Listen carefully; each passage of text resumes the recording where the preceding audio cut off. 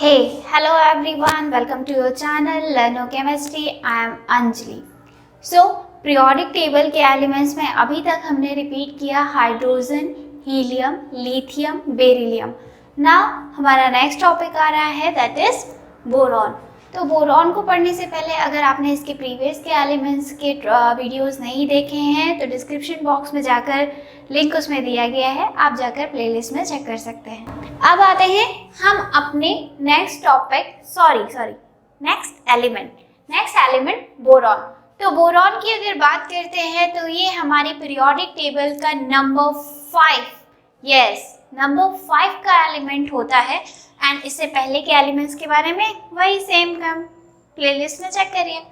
तो अगर हम बोरॉन की बात करते हैं तो बोरॉन हमारा जो होता है, सबसे पहले हम सभी जानते हैं कि हम जब भी अपने एलिमेंट्स को स्टार्ट करते हैं तो उससे पहले हम एक काम करते हैं, उसकी कुछ जनरल से प्रॉपर्टीज के बारे में पढ़ते हैं. तो as it is the same thing जो हम यहाँ करने वाले हैं. बोरॉन क्या होता है? बोरॉन हमारा होता है lightest element in boron group. Okay, confuse मत होइएगा. तो बोरॉन क्या होता है? It is the lightest element in boron group. It is lightest element in boron group. अब आप कहोगे ये बोरॉन ग्रुप क्या होता है, तो इसके बारे में भी बात करेंगे.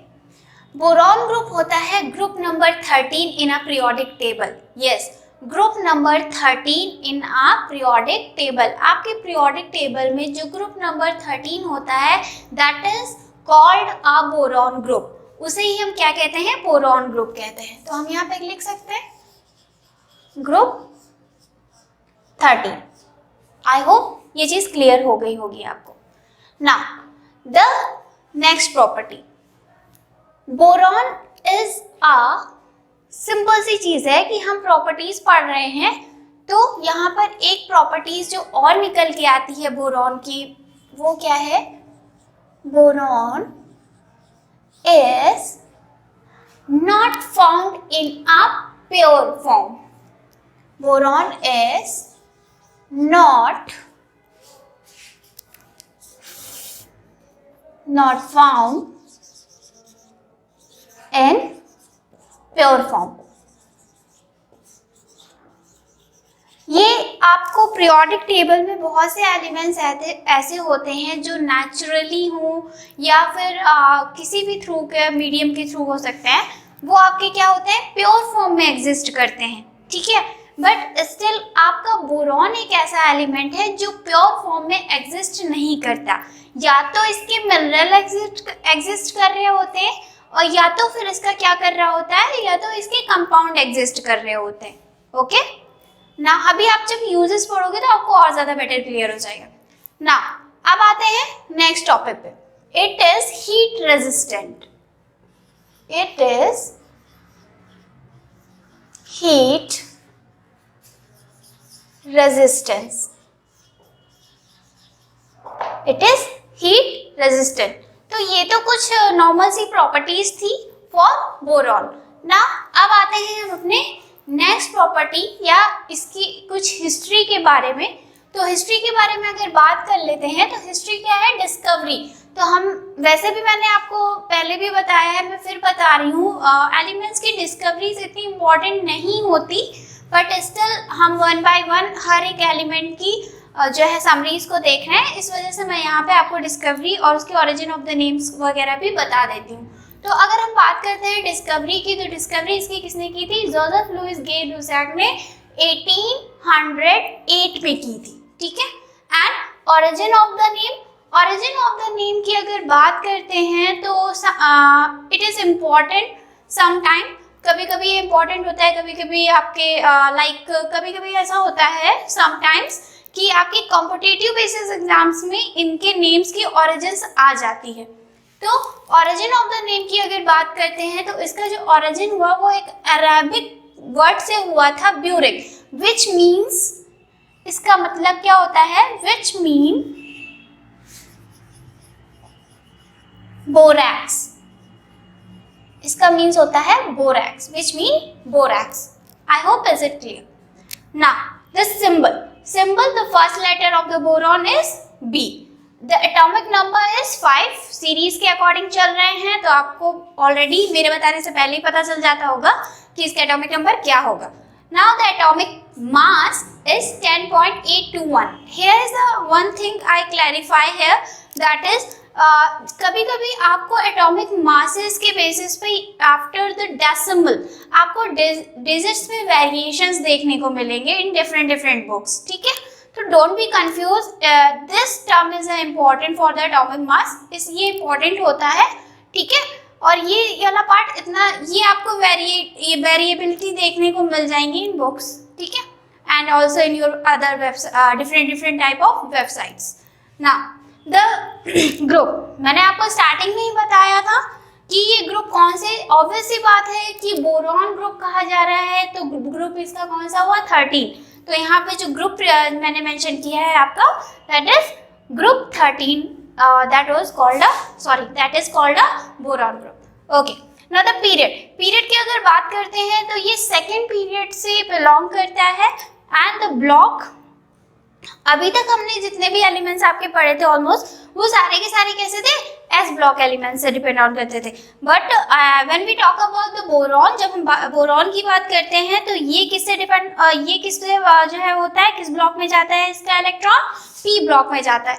तो आपका जो इलेक्ट्रॉन है which is present in your element, वो जो लास्ट उसका जो एक इलेक्ट्रॉन होता है वो किस ब्लॉक में जाएगा, ये डिसाइड करता है कि वो किस ब्लॉक का एलिमेंट होता है, और इसी के बेसिस पे उनको कैटेगराइज किया जाता है। तो अगर हम बात करते हैं पी ब्लॉक एलिमेंट्स की, तो इसमें आप देख रहे होंगे कि यहाँ पर क्या है, आपका लास्ट का जो एक इलेक्ट्रॉन है, जो आपका एटॉमिक नंबर होता है कितना होता है, 5 होता है। तो हीलियम का क्या होता है, 1s2। आप देख रहे हो यहाँ पे हीलियम का क्या होता है, 1s2, 2s2, 2p1। तो इसका जो लास्ट इलेक्ट्रॉन, अगर हम इसको काउंट करने पे आते हैं 2 2 4 + 1 दैट इज 5। तो यहाँ पे क्या आप देख रहे होगे कि यहाँ पे जो लास्ट इलेक्ट्रॉन है वो कहाँ गया है, आपका पी ब्लॉक में गया है। दैट्स व्हाई सिंपल सी चीज है, लास्ट इलेक्ट्रॉन पी में गया तो ये किस ब्लॉक का एलिमेंट हो जाएगा, आपका पी ब्लॉक एलिमेंट हो जाएगा। Now the electronic configuration, electronic configuration में इतनी लंबी इलेक्ट्रॉनिक कॉन्फ़िगरेशन लिखने की नीड नहीं होती है, आप आगे के प्रीवियस एलिमेंट्स को लिखकर आगे की कॉन्फ़िगरेशन कंटिन्यू कर सकते हैं। तो जैसे यहाँ पे मैंने किया, हीलियम को मैंने यहाँ पे लिख दिया और उसके बाद आप रिमेन कॉन्फ़िगरेशन को कंसीडर कर सकते हैं। तो यहाँ पे अगर करेंगे तो 1s2, 2s2, 2p1। Now the next one, appearance. अगर बात करते हैं अपीयरेंस की अपीयरेंस की बात करें अगर, तो अपीयरेंस कैसा होता है इसका, black and brown. Black brown के अपीयरेंस में ये आपको देखने को मिल सकता है। Now the next and property of this element, boiling point is 4273 in a kelvin, ठीक है। आपको different boiling and melting point देखने को मिल जाएंगे on the basis of the degree centigrade, ठीक है, और अदर चीज़ों पे भी, और फ़ारेनहाइट के बेसिस पे भी। तो अगर बात करते हैं बॉइलिंग पॉइंट की, तो मैं बता चुकी हूँ ऑलरेडी आपको, and the melting point is 2350 kelvin, ठीक है। तो यहाँ मैं केल्विन के बेसिस पे आपको बॉइलिंग एंड मेल्टिंग पॉइंट्स को बता रही हूँ। So first you all of you take an screenshot for this these properties, then I will explain here the uses of boron.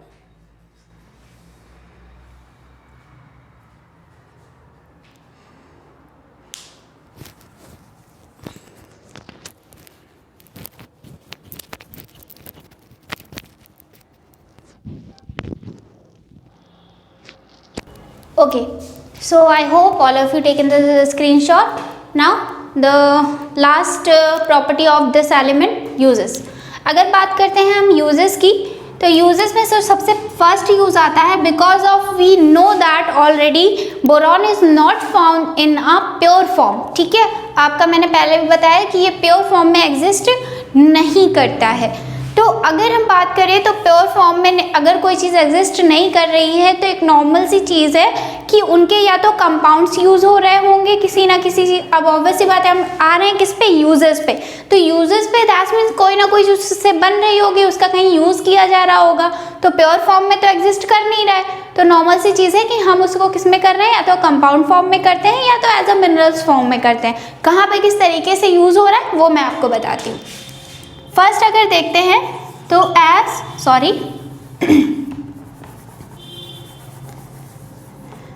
In glass. अब आपको कि ग्लास में कैसे, तो मैं आपको बता दूं, बोरोसिलिकेट, ठीक है, बोरोसिलिकेट,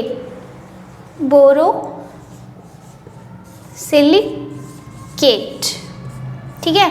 तो यहाँ पे आप देख रहे हो बोरोसिलिकेट, इसका कंपाउंड है बोरॉन का। तो अगर हम बात करते हैं ग्लास एरियाज में, हम अपने ही सब्जेक्ट पे आ जाते हैं। लेबोरेटरीज में आपने ग्लासेस के बहुत सारे, केमिस्ट्री लेबोरेटरीज में आप जब जाओगे तो वहाँ पे बोरोसिलिकेट से बनी हुई डिफरेंट टाइप आपकी टेस्ट ट्यूब्स हो गई आपकी, और आपके बीकर्स हो गए, एंड अदर भी जो ग्लास इक्विपमेंट्स यूज़ करते हैं इन आर केमिस्ट्री लेबोरेटरी, तो वो सारी की सारी किससे बनी होती हैं, बोरोसिलिकेट्स की बनी होती हैं। और क्यों उनकी ही बनी होती है, मैंने आपको एक टर्म बताया था, because it is heat resistance. वो कैसे होते हैं, हीट रेजिस्टेंस होते हैं, जिसकी वजह से आपके जितने भी इक्विपमेंट्स होते हैं वो किससे बने होते हैं, बोरोसिलिकेट से बने होते हैं। तो बहुत जनरल सा एग्जाम्पल है कि हम अपनी लेबोरेटरी में भी ये सारी चीज़ें देखें, और जहाँ पर जो ग्लासेस की अगर बात करते हैं, जहाँ पे उसे बहुत ज़्यादा हीट देकर जो है मॉडरेट किया जाता है अपने मन अकॉर्डिंग, अपने अकॉर्डिंग, तो वहाँ पे क्या होता है, बोरोसिलिकेट से बने हुए चीज़ों का यूज़ किया जाता है एज अ कंपाउंड। जो यहाँ पे यूज़ हो रहा है वो कौन सा है, borosilicate. I hope you all of you remember this. So now next, in agriculture areas as अ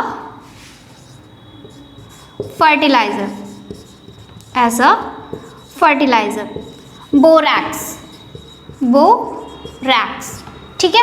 तो बोरैक्स क्या है, एज अ मिनरल है, ठीक है। मिनरल जो सॉइल में जाता है किसी ना किसी अदर चीज़ों के साथ मिक्स करके, बोरैक्स को जो है क्या किया जाता है, सॉइल में इस मिनरल को पहुंचाया जाता है for the fertilizer purpose. Fertilizer के फॉर्म में कैसे, बिकॉज ऑफ बोरैक्स की एक टेंडेंसी होती है to increase the hormones in a plant, ठीक है। तो वो जो है प्लांट में क्या करती है, हार्मोन्स को, उसके जो प्लांट में प्रेजेंट हार्मोन्स होते हैं उन्हें क्या कर देती है, इंक्रीज कर देती है। तो जिसकी वजह से ये क्या किया जाता है, एज अ जो है फर्टिलाइजर भी यूज किया जाता है। फिर उसके बाद आते हैं अपने third point, in detergent and cleaning purposes, in cleaners, ठीक है, इन डिटर्जेंट एंड क्लीनर्स। तो आपका जो बोरिक एसिड होता है, ठीक है, जो आपका एक बोरिक एसिड होता है वो क्या ही होता है, वो आपका यूज़ किया जाता है आपके डिटर्जेंट और क्लीनर्स में। जैसे आप नॉर्मली जो फ्लोर्स वगैरह क्लीनर्स आपके आते हैं, या फिर आपके डिफरेंट डिटर्जेंट्स आते हैं, उनमें बोरिक एसिड का यूज़ किया जाता है फॉर द क्लिनजिंग पर्पसेस, ठीक है। Now next one, as a food supplement, as a food supplement, ठीक है। तो because of we know that it is found in a mineral and also as a compound form, not exist in a pure form.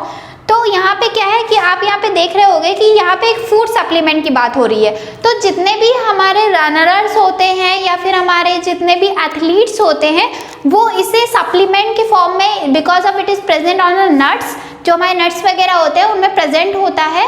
तो जिसकी वजह से क्या करते हैं, बिकॉज ऑफ अगर इनको एक सप्लीमेंट के फॉर्म में लेते हैं तो जो रनर मोस्टली क्या होते हैं, जो एथलीट्स होते हैं वो इन्हें ज़्यादातर यूज़ करते हैं। तो बिकॉज ऑफ अगर इनको यूज़ कर रहे हैं वो इस फॉर्म में, तो ऑब्वियस सी बात है कि एटलीस्ट यूज़ करते हैं तो उनकी जो रनिंग पावर होती है प्लस आपकी उनकी जो थिंकिंग पावर्स होती हैं वो इंक्रीज कर जाती हैं। ड्यू टू दिस सप्लीमेंट, ठीक है, उन्हें एज अ सप्लीमेंट ये प्रेफर किया जाता है। Now the next one, as in our medical areas, in medical areas, तो अगर मैं बात करूं मेडिकल एरियाज में, तो मेडिकल एरियाज में because of overdosing is harmful, ठीक है, क्योंकि ऑब्वियस सी बात है कि ओवरडोजिंग हार्मफुल होती है, बट अगर इस सप्लीमेंट, इस एलिमेंट की बात करें या इससे बने कंपाउंड्स की बात करें, तो उनमें क्या होता है कि अगर मेडिकल एरियाज में बात करते हैं तो जितने भी हमारे ईस्ट इन्फेक्शंस होते हैं या किसी भी तरह का कोई इन्फेक्शन होता है, basically the womens are use, womens के जो प्रोडक्ट्स होते हैं उनमें ज़्यादा यूज़ किया जाता है ये, बिकॉज ऑफ क्या होता है कि जितना भी ईस्ट इन्फेक्शन होता है उससे प्रोटेक्शन के लिए इनसे बने हुए मेडिकल लाइंस में इनसे बने हुए जो आपकी मेडिसिन वगैरह होती हैं उन पर इनका यूज़ किया जाता है। तो आई होप आपको यहाँ तक सारी चीज़ें क्लियर हो गई होंगी, ठीक है। तो अब that's it for today and I hope you like it my element series, and please subscribe, share and comment also, and अगर कोई भी चीज़ आपको जो है जाननी है या समझनी है तो आप मुझे मैसेज कर सकते हैं comment down below. Thank you.